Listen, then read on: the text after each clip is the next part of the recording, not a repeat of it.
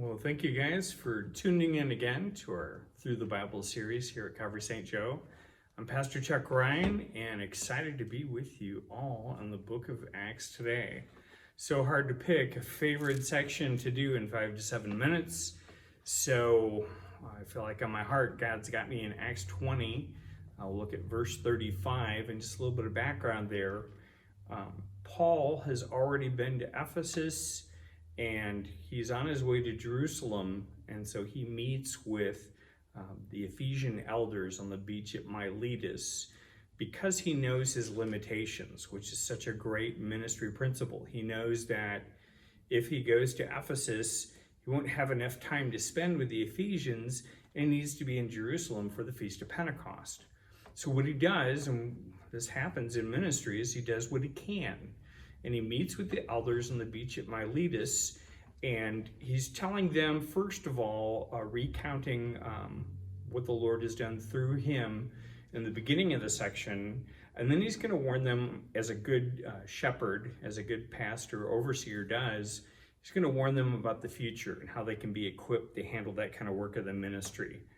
And I always get blessed when I find red letter words in the Bible that aren't in just the four Gospels. And that's what we find here in 2035. So in King James Version, he says in verse 35, I have shewed you all things, how that so laboring ye ought to support the weak, and to remember the words of the Lord Jesus, how he said, it's more blessed to give than to receive. And when he had thus spoke, he kneeled down and he prayed with them all. And they all wept sore and fell on Paul's neck and kissed him, sorrowing most of all for the words which he spake, that they should see his face no more. And they accompanied him unto the ship.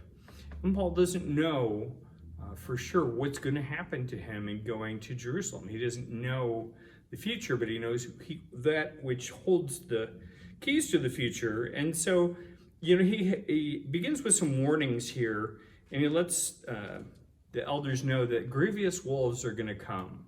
They're going to come in and they're going to try to rip off the people of God. They're going to be deceptive.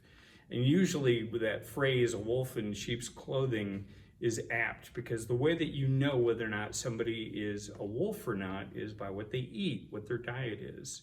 And if these are people that are taking away from the sheep and they're picking off the flock and they're not edifying and encouraging and building up the people of God, then they're wolves.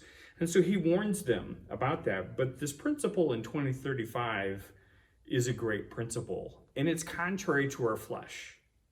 When somebody calls at 2 a.m, or when you don't have very much money and you need to help somebody out, your flesh does not say, oh, it's more blessed to give than to receive.